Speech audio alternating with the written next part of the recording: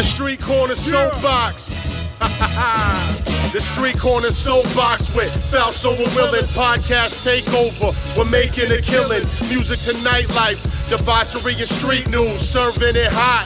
We are some street news, movies and mayhem. The craziest guests, words from chaos. Get it off our chest. Rhode Island, worldwide, dark corners in all places. Speak how we live, radio show, smoking aces. Ladies and gents, for the people we're talking. Take the show on the road, right where you're walking. Yeah. That's right, ladies and gentlemen. Street Corner Soapbox Podcast coming to you live. Oh yeah, that's right, boys and girls. We are back. StreetCornerSoapbox.com. I am here with my brother, Lord Willin. Yo, what's the deal, people? What's going on? Not much, man. Very, very special guest tonight. Yeah, man. My boy, Danny Marianino from the infamous Northside Kings hardcore band out of Arizona. But before we get into that, I just want to plug our Patreon for all the supporters out there. Patreon.com/streetcorner_soapbox 2020. Join our Patreon, help support the show, and you will be receiving bonus content, exclusive episodes, merchandise, and all kinds of stuff. And follow us on Instagram, Street Corner Soapbox, Facebook, and all that good shit. Oh, yeah, and without further ado, Danny, what's good? You there? Yeah, I'm here. How you guys doing over there? Good, bro. How are you? Danny? Thank you for coming on, by the way. Yeah, man. No, my pleasure, man. Great to have you on. You're the first out-of-state. First out-of-state guest, and also the first guest from the hardcore punk rock scene, which I have involvement in. So it's good to have somebody on from there. It's an honor. It's an honor. Listen, I listened to your show last time with Dave Wedge, and I want to add something real quick. Sure, bro. So you know, he tells the story how Biggie was. We interviewed Biggie. It was great. The interview was awesome. But Biggie and Combs were walking down the hall, and they're arguing about money, and he says, "Hey, I got to pay for this sofa that's coming." Yep. Now I don't know how true the sofa comment was, but my grandfather sold Faith Evans all their furniture in their house. Really? Before Biggie was big.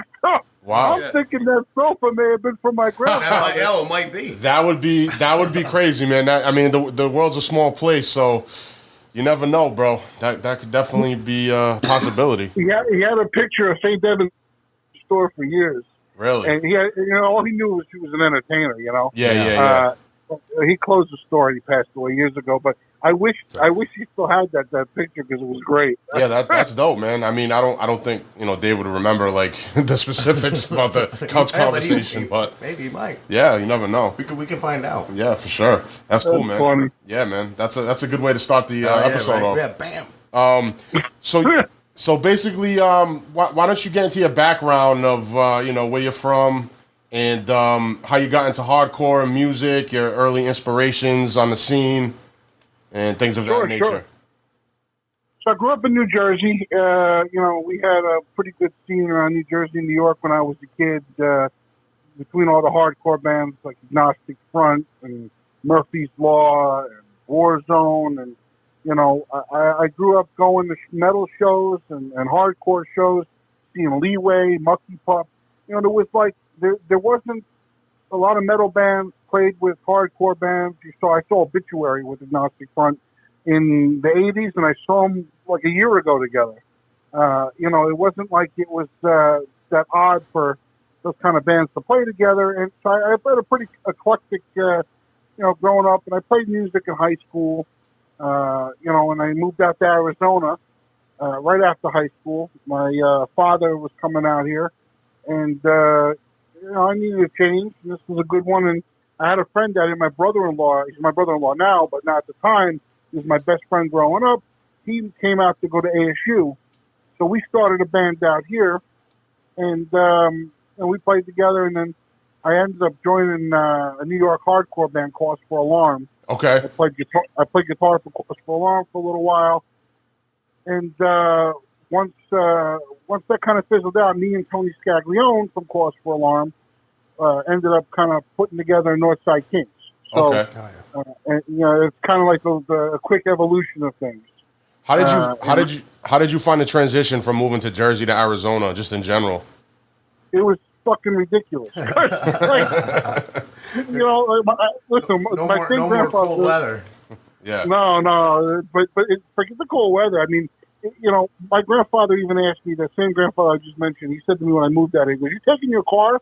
And I said, "Yeah, of course I'm taking my car." He thought people were still like kind of walking around in horses out here. And he thought I was going to be a big shot with a Nissan Sentra. But You got mud in your tires, the 2 Utes. yeah. But I've said this before. At the end of Goodfellas, when he says, now I'm like a regular Joe. I order macaroni, I get wet noodles and ketchup. Yeah. Arizona really didn't have like all the shit I grew up with, food wise. Yeah. I'm gonna say something about that. I lived in Nevada. I lived in Vegas for 4 years, and they have good food. Don't get me wrong, but not Italian fucking food. Everything's in the water. Wow. Everything's in the water. Like, you couldn't get pizza, fucking good pizza or good Chinese food anywhere, dude. And it has to do with the water. You know what duck sauce is? Yeah. You guys have okay. Yeah, there was no fucking duck sauce when I moved to Arizona. Really? When you ask a Chinese guy, you got duck sauce, they look at you like you're a fucking asshole. Are you serious? They're like, yeah, we get sweet and sour. No, I want duck sauce. Yeah. Dipping in sweet and sour. Wow. That's crazy, man. Duck sauce is one of the most common things you find at a Chinese restaurant around here. Chinese American. Well, yeah, Chinese American. They charge you extra for it. You get the shitty shit in the little packet, or I you fucking can love duck buy sauce. $1 for the fucking. Put duck sauce on everything. Oh, yeah. Put it in my cereal. I fucking love it. Oh, yeah, me too. Captain Crunch. Captain Crunch and fucking duck sauce. I just bought Captain Crunch today, actually. Let me ask you this too. How was so you came from Jersey, you came from the tri-state area where the music scene, hardcore scene, punk scene, metal scene, everything was prominent. How was it down in Arizona? Well, it was a very metal area, metal state. I mean, the local bands that we had here were, and they're still playing today, and they're really good. Sacred Reich is one of them. Okay, yep. Matter of fact, they all live in my neighborhood. I see Wiley, the guitar player, owns a burger place down the street from me called Rehab Burger. It's awesome. Oh yeah. And the drummer Greg lives in the same house. They're all blocks away.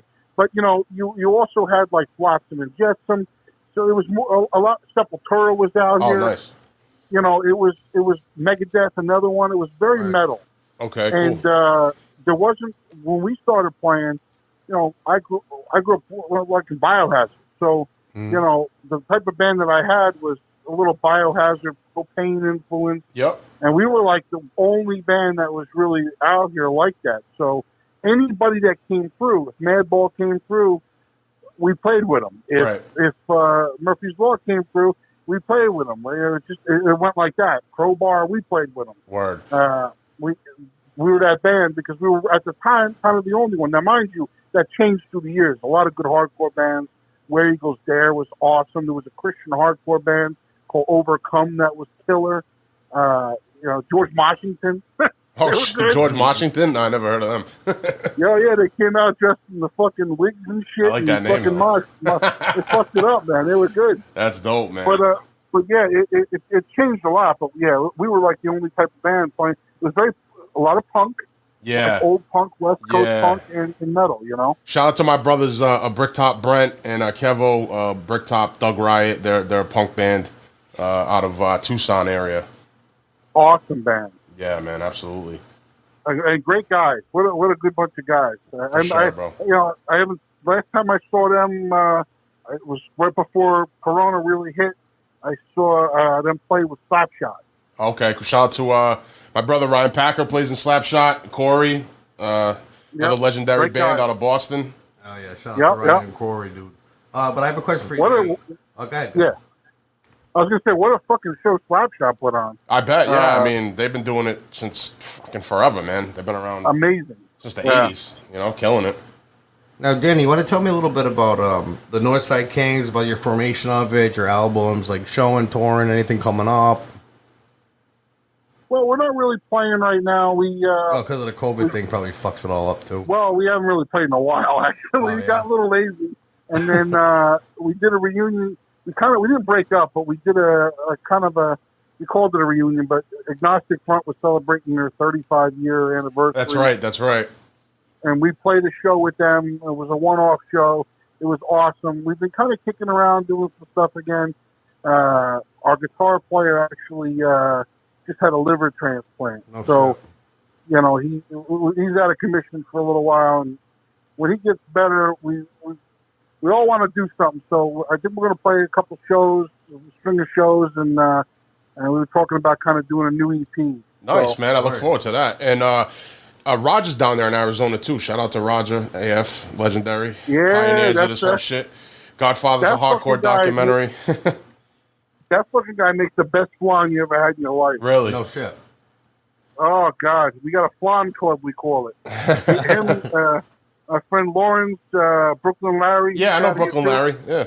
Yeah. We go to Roger's house and eat flan for breakfast. Hell yeah, man. What did you think of the documentary, Godfather's a Hardcore? Oh, I loved it. Amazing, right? Yeah, I work with the Phoenix Film Festival, and I actually a programmer for the horror stuff, Nice. horror movies. But we got the film to play here in Phoenix, Godfather's Hardcore, when it came out. It sold out two showings. It was awesome. It was really good. I watched like 3 times already. Yeah, And every time very well you done. want to cry. Yeah, it was very well done. It was if you want to and you could probably attest to this too, if you want a look at how the scene started and you know the struggle and all, you know, touring and everything, that documentary is the one to watch if you need an introduction. Yeah, they're the hardest working band out there. And up until COVID, man, they were fucking touring fucking heavy, bro, like 200 something shows a year or more. Yep, they had a thing going. I think they were doing a string of shows and Sick of It All, actually. I think it was, right before that. But yeah, Agnostic Front and Madball, I got to say, those two bands, they are constantly on the road. They're doing their thing, and you know what? They're not getting monotonous. They're getting better and better. For sure, man. Yeah, AF still sounds great, and Madball obviously still sounds great. I agree with you 110%. The new albums they put out are fucking killing it, man. I think Madball's newest album, that was it was huge overseas. In Germany, they were, I think, in the top 10 for like rock albums. I believe it. You know? I believe it. And you know, there's the fucking show. Freddie Madball on stage. Oh man, what a maniac! I never had that much energy. 5 minutes of his energy I never had in my whole life. Freddie's amazing. Yeah, Freddie kills it. And it's funny, too, because some guys, friends of mine that are hip-hop guys have said, you know, Freddie actually reminds them of kind of like a hip-hop, like a rapper on stage almost. You know what I'm saying? How he moves around. He did that hip-hop record. I liked it a lot. No, absolutely. Shout out to my brother Stress, the white boy who produced that album. And Catholic Guilt. That's a dope album. If you haven't heard it, go check it out, man. Because I mean, Madball kind of brought that. I mean, you said Biohazard earlier. They brought that hip hop kind of vibe to hardcore and punk rock, and Madball did that as well. The whole New York hardcore, really, in general. Yeah. Well, and that's the thing. Like when you said, when I moved out here, culture shock. You remember growing up in New Jersey, you listened to the Fat Boys. Yep. You listened to Sick of It All. Right. You know, it wasn't that when I moved here, you know, these kids looked at me like I was fucking nuts, you know, listening to Run DMC and a lot of the old school hip hop that I grew up with. Yeah. I mean, they knew NWA. Yeah. You know, and I think when I moved here, Biggie was starting to really get big in Wu-Tang. Yep. But other than that, like all the old shit that I listened to, I was like a fucking alien, you know? Yeah, I relate to that too because I grew up similar. I grew up, you know, rock and hip hop, man, my whole life. So I think a lot of people did. You know what I'm saying? Especially back then, you know, because the scenes were kind of intertwined. A lot of guys, you know, and then you got like the Judgment Night soundtrack. And a lot of bands that had hip hop flavor, and you know, it was a good time. I mean, even as back in the day, Run DMC and Aerosmith. I mean, that was kind of like one of the beginnings of it. Yeah, literally. Onyx killed it with 2 great songs. Oh yeah, they did the Judgment Night song, and then they did Slam, the remix, and Helmet. Yeah, Helmet and House of Pain. Just Another Victim. Incredible. And it's funny because I love Onyx and I love Biohazard. So when those collaborations are fucking legendary. When did you move to Arizona, Danny?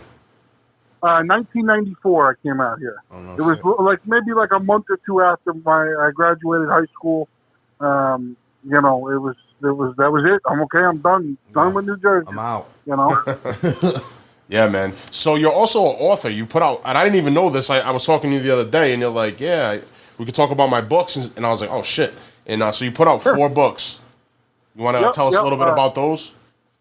Sure. So I got into a little competition with the Misfits guy some time ago. Yeah.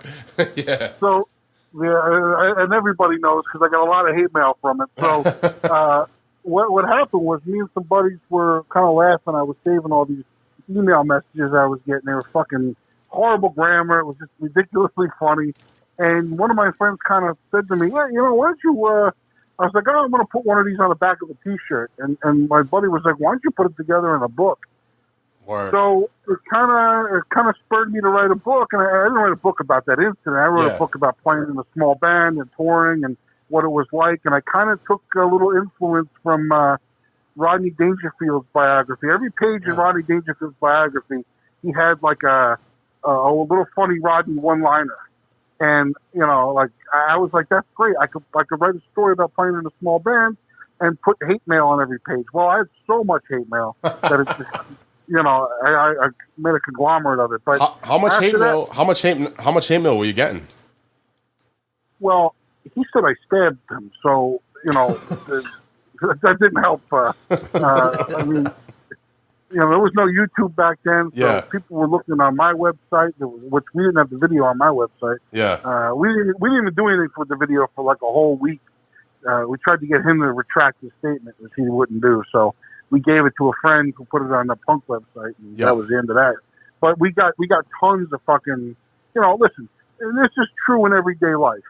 When you got something, when you're angry about something, you'll write that company, you'll tell that boss, you'll do this, you'll do that. But how many times do you really take the time to say something nice to somebody? True. So I got tons of like shitty messages, and they were all over the place. And it still happens here or there, but for the most part, it made a funny book, and it gave me a little bit of a bug. The thing about playing in a band, it takes 4 or 5 guys to do it. Right. But doing the book, I could kind of do it on my own time, and it got me writing. And I always wrote before. I was into writing short stories and shit. So, after that, I did a book on revenge movies. I love fucking revenge movies. I mean, who doesn't? And no one's ever done a book on revenge movies. What's the name? What's the name of that? It's called the Mega Book of Revenge Films. Okay, I'm gonna have to check that. Yeah, that sounds dope. Yeah. Who doesn't like a good revenge story? Right? Who doesn't like payback? Everybody, everybody likes that. And then I did another book that's all like horrible movie quotes. I was in a store, like a Hallmark store, and they had like the best love quotes of all time. And I'm like, how come nobody wrote like a book of all the meanest quotes? So I did that, the belligerent book of movie quotes, and then I did my favorite book of the bunch. I did this book called To Make Matters Worse, which is all like funny stories from when I was a kid and getting in trouble in New Jersey. Scared straight came to my school and sneaking into a fried chicken nudie bar. And the fucking book is awful. Did you say fried chicken nudie bar? Yeah, there was a place in New Jersey. That's a hard one to pass over. Tell us about that. Tell us about that a little bit. There was a place in Jersey. It was like our Porky's. It was called Frank's Chicken House. It was in Manville, New Jersey. And what a place, Manville. Yeah, right. Anyways, we all tried. This Manville was pretty sketchy. But everybody tried to sneak in. It was 18 or older. The guy tried to get a liquor license. The city of Manville turned him down because they didn't want a strip club. So he said, well, go fuck yourself. I'm going to open up an all-nude fried chicken place. And I ended up getting in there. The whole story in the book, how I snuck in, pretending I was a fucking construction guy. And it was like, I got a picture with this fucking stripper, porn star, Bunny Blue was her name. Okay. And I brought her to school. Remember Bunny Blue? You know Bunny Blue? I don't remember Bunny Blue, but I know. You gotta know Bunny Blue. I'll give her a shout. I'm in the strip club business. So yeah, I was gonna say that. Rob actually, he and I've worked in a couple strip clubs too, and that's fucking great, man. The real legs and eggs. Yeah. Well, Bunny Blue took a Polaroid with me, and I got thrown out of the place, and I threw up because I got sick from the fried chicken. But I brought the picture to school with me, and I got caught with the picture with Bunny Blue sitting on my lap naked. Oh, it was man. cool. That's Funny. classic. That's classic. So, do you have plans to release any more books? Are you working on anything else? I'm working on a book right now on like 80s party movies, and it's kind of cool because I'm not really like, it's not like reviews or anything like that. I've been interviewing a lot of different actors and actresses from the movies. Nice. Like I'll give you an example. I got Easy Money in there with Rodney Dangerfield and Fatso with Dom DeLuise. Well, I interviewed Candice Azaria, who played Rodney Dangerfield's wife in the movie, and I interviewed she played the love interest for Dom DeLuise as well. Cool, man. So I got Corey Haynes from Courtney Gaines, that's his name, from Hard Bodies. I interviewed him. There's like all kinds of crazy people throughout the book. It's cool. Cool. So it sounds like you have a passion for movies and film as well. Yeah, I like. Listen, every year for Halloween, I watch my 31 horror movies. My stretch goal this year is 45 movies in October. I'm home for COVID, so fuck it. You know. Shit. You were trying to do like a movie a day throughout throughout October. Yeah, and I do it every year, but this year I'm going for 45. I finished number 20 last night. So. Have you done any acting or have you written any screenplays or anything like that? I've done a couple pretty shitty movies. Yep. Like really bad horror movies. There hasn't been a horror movie where I survived more than like 4 minutes. I killed Ron Jeremy in one. Oh, wow. I mean, not too many people can say that. Yeah. And wait, what kind of movies are these? Right, I got a funny story with that guy. But he there's another one I play like the chubbiest junkie you've ever seen in your life in an alley eating a sandwich that gets shot in the head. So, but you know, that was all friends making movies and stuff, and just doing some shit like that. Nothing like serious. So it seems like your favorite genre is horror. Is that correct? Yes and no. I love monster movies. So, okay. It doesn't have to really be like a horror movie. It could be like I don't really consider The Thing a horror movie, more sci-fi. But on the other token, I love gangster movies. Yeah, me too. Absolutely, man. From the B gangster movies to the Goodfellas. Absolutely. I'm really into movies and film too. So is Rob. I'm working on. I've done a little bit of acting. I want to do more. I'm working on a couple things right now, but I definitely love that genre. So if you could pick, what would be your favorite movie if you could pick one? Well, we're gonna have to break this up. We're gonna have to do one favorite. All right, yeah. Because I love horror movies, but I feel like the horror genre is it's like few and far between the actual good ones. You know what I mean? Like, let me give you a tie. Okay, for my number one, because this is what happens. I watched the one of them and it's my favorite. Then I watch the other one and that one becomes my favorite again. I flip flop. So it's either Predator, the original Predator. Original Predator. Matter of fact, I got a tattoo on my arm of Arnold Schwarzenegger that says, "If it bleeds, you can kill it." That's amazing. Yeah, and then First Blood, the original First Blood. Okay. Two Blood. classics. Yeah. Now, what about favorite? Go ahead. I said I'm going to get the Rambo Knife tattoo in November. Nice. What about what's your favorite gangster film? Goodfellas. Okay, that's that's a sure bet.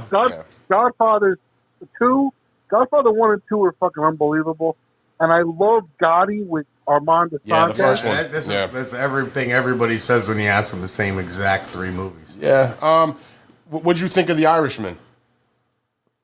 I really like The Irishman. Yeah, I thought it was pretty good. I like The Irishman. The one I really like a lot is it called Kill the Irishman? Oh yeah, about Danny Green in Cleveland. Danny Green? Yeah. That was good too. Yeah. It's a shame because I saw that maybe a couple of years ago, but about 10, 15 years ago, I was a member of the Italian American Club here. Okay. And one of the guys in the club was the head of the Teamsters in Cleveland. Really? He's retired old guy, long passed away, but I would have loved to have been able to have a conversation. He had to know Danny Green. Oh, I bet. There's no way he didn't know him. So yeah, that's correct. I missed an opportunity with that guy. Yeah, I mean, I love that genre. I love true crime, and I love like obscure gangster flicks as well. I mean, like he busts my balls, but I watch a lot of like European like gangster films and shit from England, and so I mean, I could talk about that shit all day. Yeah, we don't have time. Yeah, Lock, Stock, and Two Smoking Barrels. Classic. Snatch. I mean, those are two right off the top. Guy Ritchie. Guy Ritchie is a great director. Yeah. Chris loves reading subtitles. Yeah. I'd rather read a book. I don't mind subtitles, man. I watch a lot of, like I said, I watch a lot of foreign movies with subtitles, and this guy has the attention span of a goldfish, so it's hard for him to read the subtitles. Because if I gotta read, I'm just on my phone scrolling. I'm not paying attention. Yeah, well, get off your phone. Put it down for a fucking 5 minutes, will you? I'm into the Pinky Violence Japanese movies too. The Girl Boss Gorilla. They're all like girl gang movies. I haven't seen those. Yeah, they're all like 70s girls, like tattooed fucking gang member girls. That Girl Boss Gorilla is probably my favorite. They make some crazy movies over there. I'm sure you've seen Ichi. Was it Ichi the Killer? Yeah, Ichi the Killer. That movie's fucked up. The guy with the piercings in his face. Oh, that movie's crazy, man. So, Danny, one more question that I got to ask you. I have to hear about this Total Gavone clothing line you got because Chris peeped me on it the other day, and I can't get over those horse head pillows. Dude, I was dead. I'm fucking sending them screenshots of the shit I'm gonna order. Wow, dude. Yeah, the sausage and pepper. The sausage and pepper socks are fucking incredible. How did you get in? How'd you come up with the idea for Total Gavone clothing? And tell us about that. Well, Total Gavone has been my publishing company for my books and music for years. Okay. And the name came from my father. If you're familiar with Gavone, I am. One day. Okay, for listeners that don't know, a Gavone is somebody that maybe eats a little too much, a little greedy, a little that. So one day I had a business years ago, and Chick-fil-A moved in the area, and they gave me like 150 chicken nuggets. Oh, Chris loves Chick-fil-A. Chick-fil-A's good. It's good. They gave me a whole big tray of nuggets for the company. They wanted everybody to try the food out, and blah blah blah. So my dad had in my office, and he used my computer a lot. And I'm like, Dad, I got a fucking ton of nuggets in the kitchen. Go get some fucking nuggets for yourself. No, I'll get it in a little bit. Dad, you want me to bring you some nuggets? I asked him like 10 times. He said, I'll come get it. So the afternoon goes by. Me and the guys were eating the fucking nuggets, and we're just eating nuggets and eating nuggets and eating nuggets. Well, my father comes in the room, and he goes, where's those nuggets? And I go, I asked you like 12 times. We ate they're gone. There's always one left. You want the nugget? And he goes, you are a total Gavone. So that's where I got the name, and because we used to laugh about that all the time. My father's this crazy shit. He fucks everybody's names up. He calls Bram Stoker. He said Van Diesel's Dracula. He gets the names. The other day he was telling me about how the richest guy in America is Scott Baio. I'm like, what? He's like, yeah, Scott Baio. He's the richest guy. He's got all the money. That guy's got more power than anybody. He owns the Amazon. I'm like, you mean Jeff Bezos? Scott Baio. Scott Baio is fucking He's trying to plug it. Yeah. Scott Baio should be the richest guy in America, though. That's great. But yeah, So I started to make some stuff for Northside Kings because I was getting a lot of, we're not playing shows and people were asking for merch, and so I started making some stuff for Northside Kings, and I was like, I always had some funny shirts to make. Let me make this, make that, and it kind of started to take off a little bit. And listen, I'm a big fan of Omerta. I know you guys know that. Joe, absolutely. Great guy. Man. Matter of fact, I just sent them a package this week because I can't tell you how many packages Joe sent me through the years. Yeah, man. So I don't want to kind of bite his style, but I wanted to come up with something that was more along the lines of, Italian guys joking around sayings, and I got the horse head pillow is amazing. I love The Godfather. It's got a horse head cut off, and the back it says I ain't no band leader. The reason he sent it to me, there was a shirt. It said, I think it said, was it take the cannoli or something? It said, it said take the cannoli, right? Take the cannoli, and I have that tattooed with the Thomas and Submachine Gun on my leg. So I was like, that's great. Yeah, you got to get that. Yeah, no, I dig it, man. I love the brand, and I think it'll definitely appeal to a lot of people that relate to it, Italian or otherwise. It's definitely has that comedic feel, and the designs are dope. It's part of history too, Yeah. and in a sense, I mean, maybe more theatrical, but yeah, whatever. I mean, and the Northside Kings merch is dope too. Yeah, it was a really cool kid, Mick, that drew the horse head pillow and the shirt, and then he drew the Northside Kings, the bad guys shirt, and he did some Agnostic Front, Madball merch, actually for Omerta as well. He did that Eliminators logo, redid that for AF recently. He's a cool kid. He's out of Australia, and I got a couple other ideas for him too. I know he's going to get real busy because people got him making all kinds of stuff, but. I got a really cool Christmas shirt coming out. I got a lot of cool shit coming out, And where can people check out the clothing, the website, and everything else? The website is totalgavone.com. It's just Gavone, just how it sounds. Or you can go to DannyMarianino.com, which nobody can fucking spell. But that's on the back. That's on the back of my books. Either way, it goes to the same place. All right, cool, very good. So yeah, make sure you support Total Gavone Clothing. I know I will be. It's definitely an up and coming, dope street fashion for everybody out there. So next thing I want to get into is I know you said you're really into barbecue. I know you said you like food. We all like food. And this guy, my pal Rob over here, he's a very good cook. So I figured I'd bring that up. Love cooking right now, actually. Oh yeah. What are you making?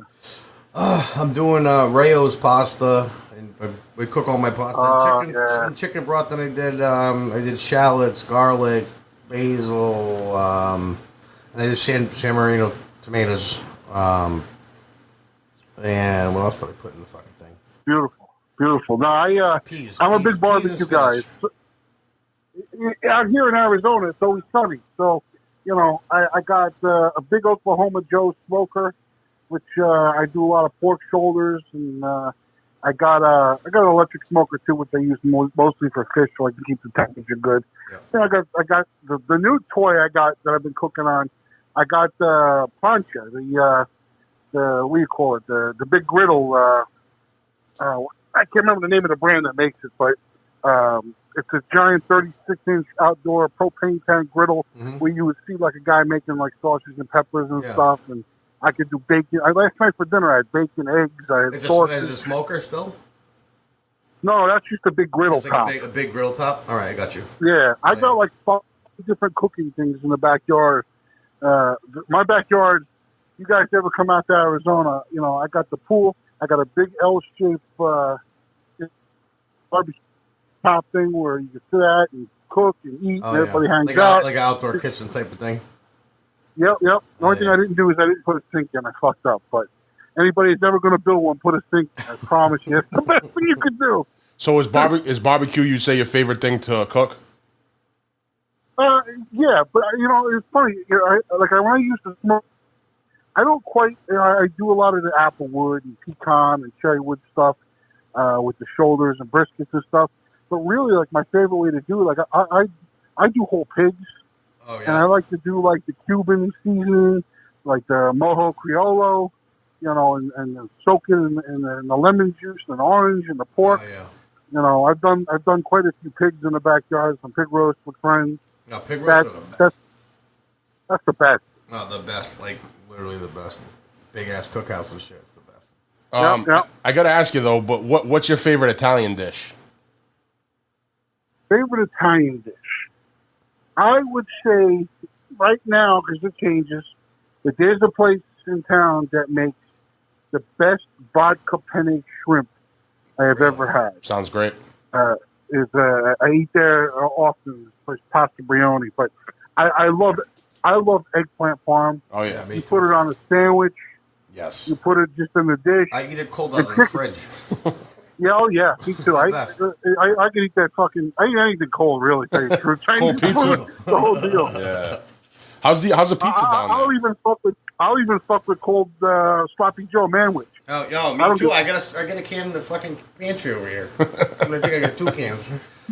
And I like, but as far as eggplant, I'm gonna say something about eggplant. I only use Japanese eggplants, and that's just what my grandmother used to use, the thin ones, not the big eggplants. So, but those are fucking. Those are the great. best.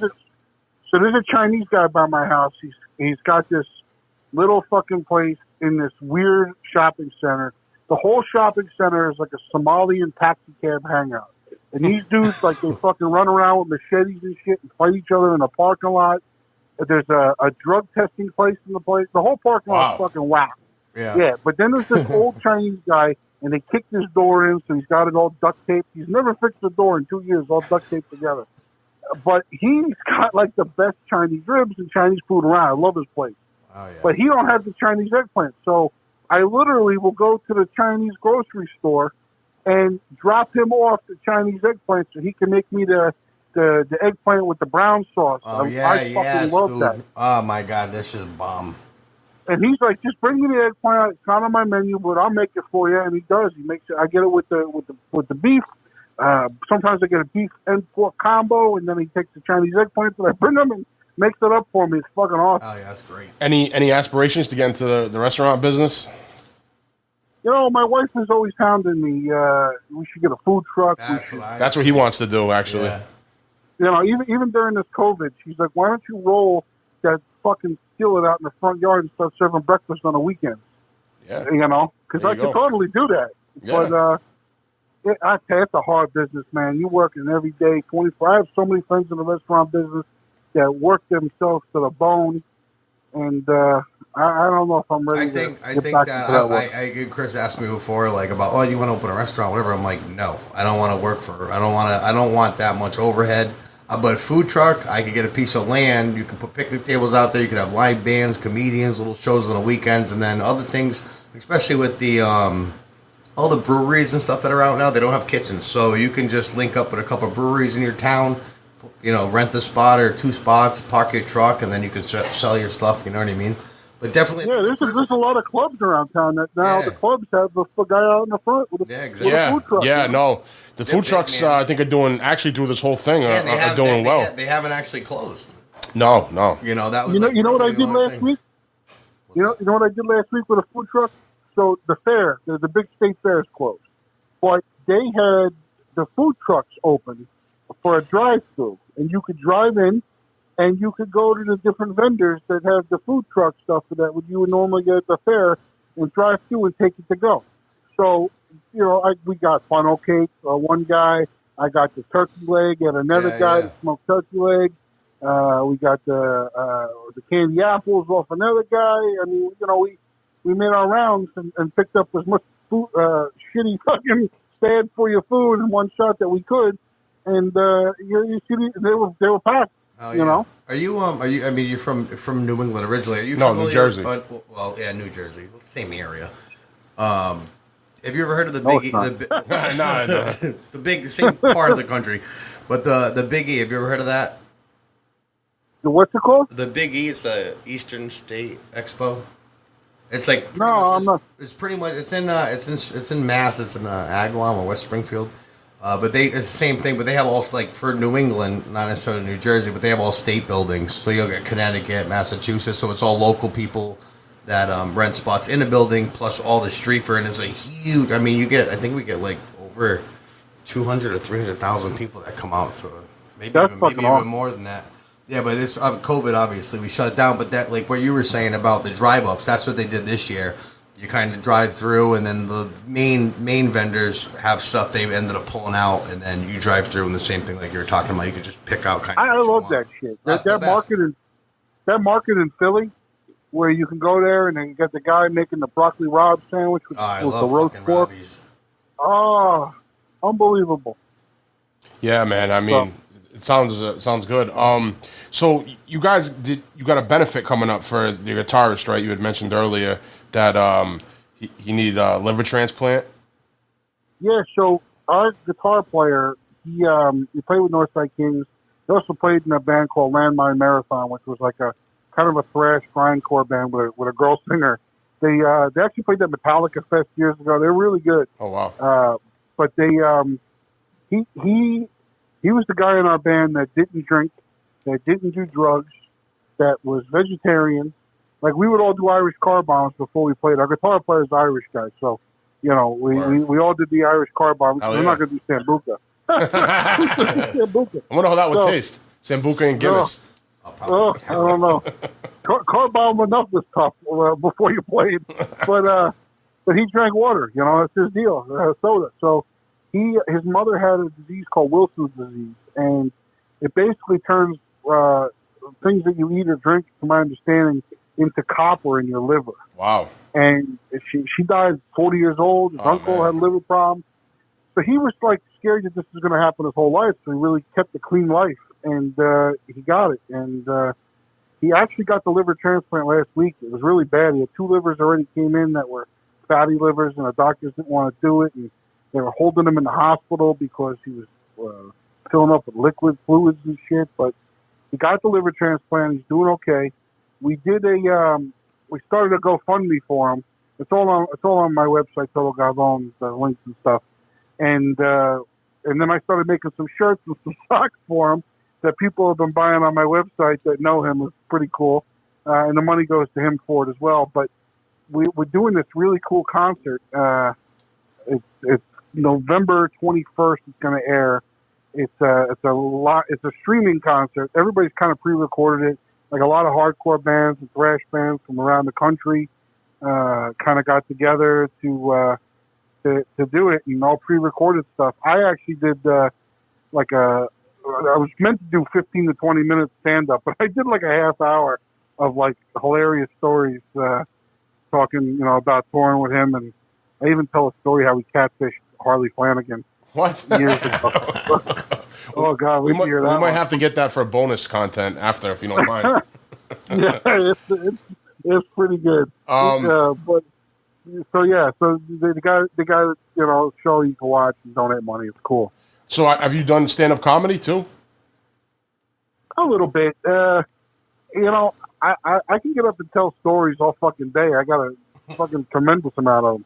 Problem is that I'm like the kind of guy that, like, by 8 o'clock, 8:30, I'm remember Donnie Brasco, hey, let's get this spritzer, that's it. That's kind of like me, like, I have a glass of wine, 8:30, 9 o'clock, I'm ready for bed. So the problem with stand-up is you got to go out, you got to practice, yeah, you gotta spend time in the club and go up and do your sets, and the more practice you get, the better you get. Right. And for me, I don't want to be at a fucking club at 11:30, 12 o'clock at night, and then get up for work the next day.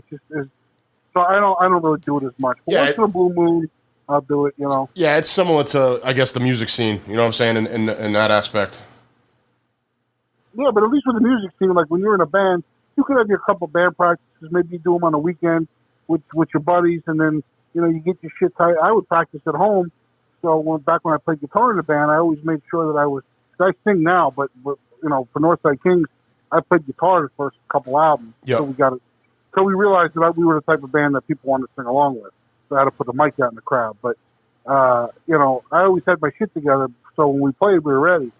The comedy thing, I mean, I could tell my wife stories all day. She thinks I'm a fucking maniac. She doesn't want to. She's like, you're going to tell that story? I'm like, yeah, I want to tell that story.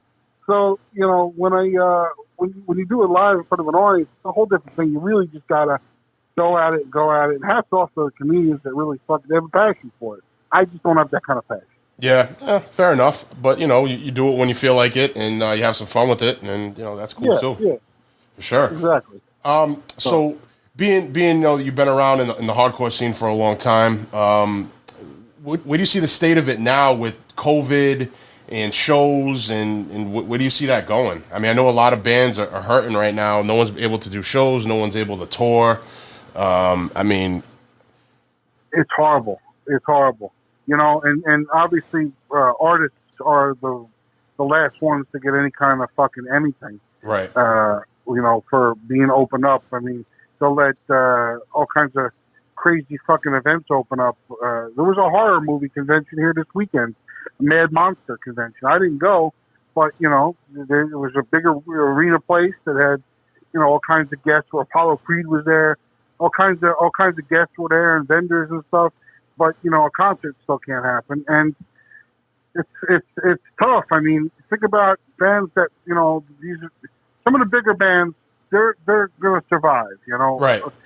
You can't obviously like a Dropkick Murphys. This has got to be hurting, but the Dropkick Murphys have done so well for themselves that they could probably survive for a while. Right. You think about some of these other smaller bands that are, that rely on touring because fucking record sales are a joke. Right. Non-existent almost. Right. It's everything.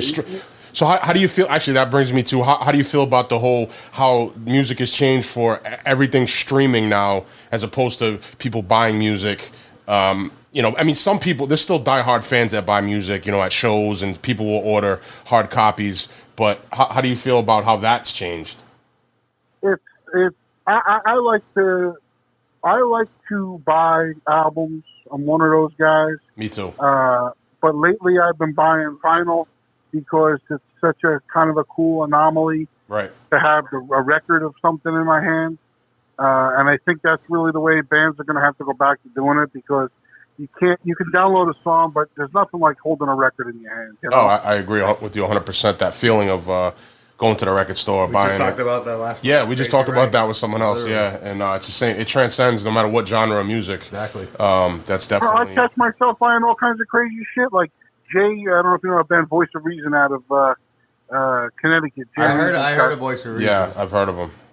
Yeah, Jay's got this. I can't remember the name. Warlock, I think it's called, Records or something, where he's putting out all these soundtracks to like, don't tell mom the babysitter's dead. You're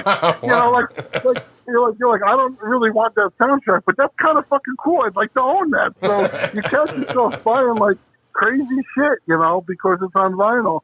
So that's obviously going to be a little bit of resurgence, but you got to remember that like a band, they make their money today was when they play a show. Yeah. When you go to that show, when you buy a shirt. Right. Anytime any of my friends play and they put me on any kind of a list or something to come see them play, if that's the case, I buy like double or triple the merch just to fucking help them out because that's where they're making their money. You know 100%. Now, when you guys would, when Northside Kings was active, were you guys doing a lot of touring? We didn't do a whole lot of touring because, like I said, I owned a business back there. I actually owned a furniture store, so it was hard to get away. We did some tours. The West Coast is really hard to tour because everything's so spread out. But we did probably the biggest tour we did. We did a tour with Soulfly, which was like six-week tour. Nice. I heard you talking about Lupo's last show. Yeah. Like we played Lupo's. Oh, cool. With them, that was probably the big one. But outside of that, like we did a lot of like Madball on H2O. Flew from Japan to California, and we actually played. We drove out to Anaheim, played the Anaheim show, drove back, played the Phoenix show with them. Then we drove back to LA, played the LA show, and we drove back to Phoenix, and they flew back home. So we did a lot of stuff like that. Maybe a couple West Coast 5-6 dates, but it wasn't. It was too hard to get away. We got to the point where we're all a little older, and you got jobs and shit, just getting away of too much. Did you guys go over? Did you go overseas at all, or no? I did with Cause for Alarm. Okay.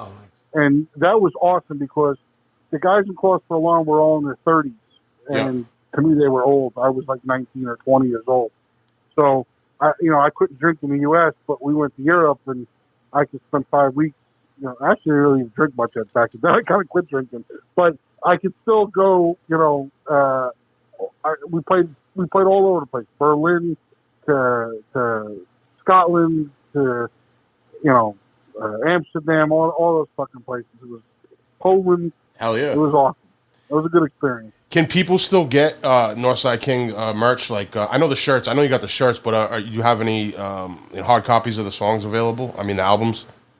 The only thing that is available left is the last album that we did, Suburban Royalty. Yep, dope album too. I think there's still copies available that can be ordered that are brand new copies, but The first few albums are all out of print at this point.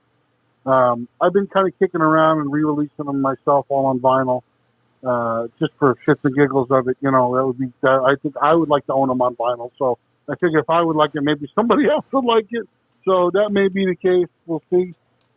We did everything. I have everything available for download on my website, and then digital, digitally. Yeah, and then that's just it. That's just the way it's got to be. We did a release like a year ago called "We Never Broke Up, We Just Got Lazy," and it's all like demo tracks and B-sides. You know, we recorded a few songs for the record label before we recorded the album because they wanted to hear it. Yeah, and you know, it's a lot of shit like that. I did a song. We re-recorded it on the album, Suburban Royalty, but I did the demo with Rig from Madball. You know, he played drums. We demoed a song off of that with him. There's a lot of cool shit on it. Cool. So that brings me to, what are you currently listening to right now for music? It's pretty eclectic. I mean, I listen to, you know, I like a lot of underground hip hop. Like I love your shit. Thank you, man. I appreciate it. Mr. Hyde. I'm a huge Hyde fan. Okay. Yep. Shout out to Hyde. I like Slain a lot. Yeah, that's my brother. Shout out to Slain. And obviously Ezak or Danny Diablo. You know. Yeah, man. I know he's doing a new Scarhead album. I'm excited about that. Yeah, they were out in Wisconsin and Milwaukee recording that. Yeah, he's talking about guests on it. I'm going to call him up and beg him to see if I could do a song Hell with him. yeah, that'd be sick, man. You know, you guys got that thugcore track, and, you know, he's kind of like the thugcore, you know, guy. So that's dope, man. That would be great. And Body Count. I fucking love the last two Body Count albums. Yeah, I've been listening to them like crazy. Ice-T's still killing it, man. Ice-T is fucking playing hardcore better than most hardcore bands. Yeah, nah, you ain't lying, man. I mean, Body Count's always been dope, but he's still going, man. Like, you know, a lot of people might not realize that. They're like, oh, what happened to Ice-T? You know, he's acting and stuff, but he's still killing it. I mean, Body Count's dropped a couple albums in the last number of years That's that whole marketing thing we were talking about yesterday, where like a lot of stuff isn't pushed out. It's just like mainstream radio music. You don't really have like we were talking about Papoose, the same thing. Like I love him, but then he's like, oh, it came out, the album was dope, but like where do I find it? Unless your ear is to the street, it's hard. Well, you got to keep your ear to the street. It's hard to find it, you know. Yeah, you got to pay. That's the thing nowadays. You got to pay attention, you know, basically digitally to who's releasing music, especially when no shows going on right now. Oh yeah, and you know, there's a lot of bands doing stuff that like you don't hear a whole lot about, like there's a band I like a lot from I think they're from New York, New Jersey area. My friend that played in Cause for Alarm with me, Tony Bono, played in this band years ago before he passed away. Into Another. Okay. And Into Another they released like 4 or 5 songs, like 15 years later since they did an album, and they recorded it themselves and they put it up for digital download only. They didn't do any kind of a CD release of it. I don't even think they were on a label or anything with it. And they just put out this fucking awesome, like 5-song EP. You know, if you're not paying attention, that shit just goes right past you. Exactly. Yeah. That's exactly what I'm saying, bro. It's kind of crazy, but that's just the way it is now. You know, with everything being digital. Oh, Sub-Zero. Yeah. Sub-Zero. Oh yeah. A new fucking album. Yeah, man. That's fucking great. Yeah. Shout out to Lou DeBella, man. Sub-Zero's a fucking dope band. Yep. I like that new record a lot. Again, you got any upcoming plans? I know it's a little tough because of COVID, and I know your guitarist is sick and stuff like that. So, but anything? I'm dodging COVID like a motherfucker. I'm telling you, I am not getting this fucking COVID. So my plans have really been like try to knock off this 10, 15 pounds I maybe put on during the COVID, and really just kind of take it easy. Even the thing I did for that benefit concert, I pre-recorded it ahead of time. I don't really have much going on other than I'm just kind of working on that book. I'm working on a graphic novel thing with a friend that's kind of funny about mustaches. That's a whole fucking story. What's that? About mustaches? Yeah. It's a knockoff of kind of a knockoff of Mad Magazine, a little bit parody-wise, but we took the title Famous Monsters of Filmland, and we're creating this thing called Famous Mustaches of Filmland. and it's all like different actors that have a mustache and Like what their mustache comic is. book style, kind of. Yeah, like there's a little thing on Hulk Hogan and his mustache is the Yellow American, or Charles Bronson's the fucking vigilante. Yeah. You know, it's kind of funny. You're gonna have Tom Selleck in there. You got a legendary mustache. Oh yeah, the Magnum. Come on, you gotta have that. Fucking Sam Elliott. That guy's had the same mustache fucking forever. Sam Elliott, Gabe Kaplan. You gotta go with Gabe Kaplan, man. You can't forget what Welcome Back, Kotter. You got fucking Gene Shalit. Look at that mustache. That's great, man. So it sounds like you got a lot of interesting things going on, man. Definitely an eclectic mix. Oh, it's definitely creative shit too. Man, you know, definitely. it's fucking dope. Yeah, man. Trying to stay busy as best I can. You know, it's a tough time for everybody, and if you could stay sane without going nuts, you know, that's all you could do. You know. Yeah, absolutely, 100%.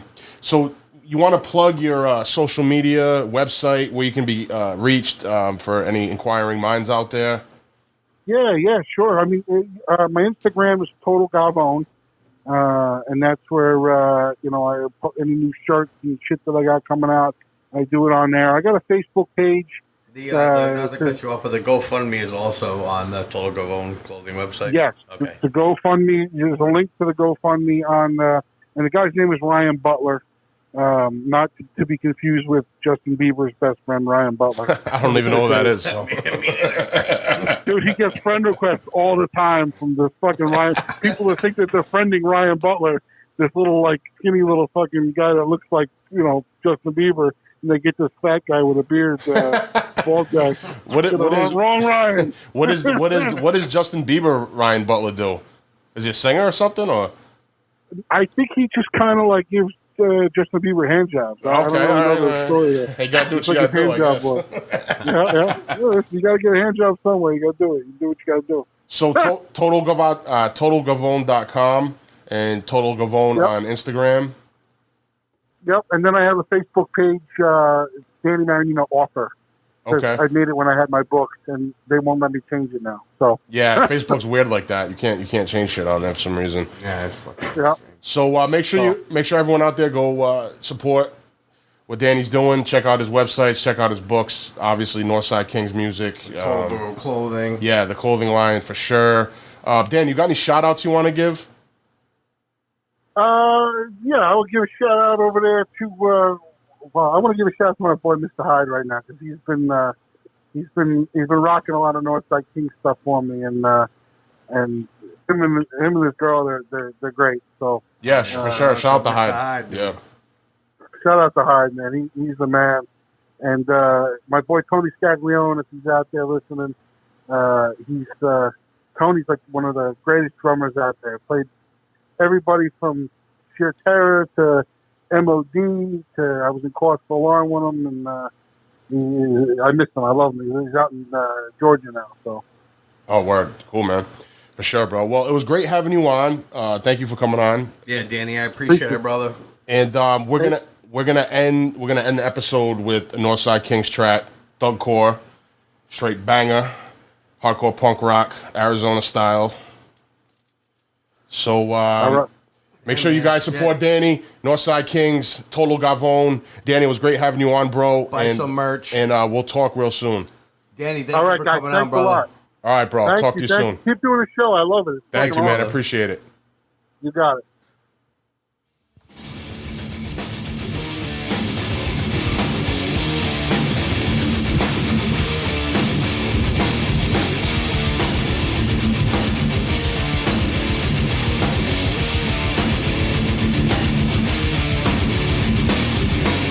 Shit that I can't mention.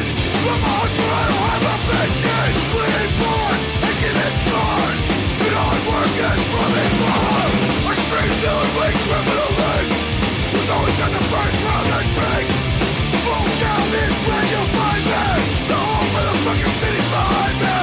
All the kids wanna dance to this. Sing-alongs and spitting kicks. All the thugs wanna fight to this. Broken nose and fractured wrists. All the hoods wanna run to this. Never trust that trifling bitch. The car, ain't no shame in my game. lot of bros wanna know my name. These girls ain't nothing but trouble. Think I'm planted, I don't trust them. They want security that means control. But I'm not interested in sport, no. On the phone, always dumping your shit. Tap, back down, it's time to split. All the kids wanna dance to this. Singing loves and spinning kicks. All the thugs wanna fight to this. Broken nose and fractured ribs. All the hoods wanna rock to this. Never trust that slightly fixed. Slugcore.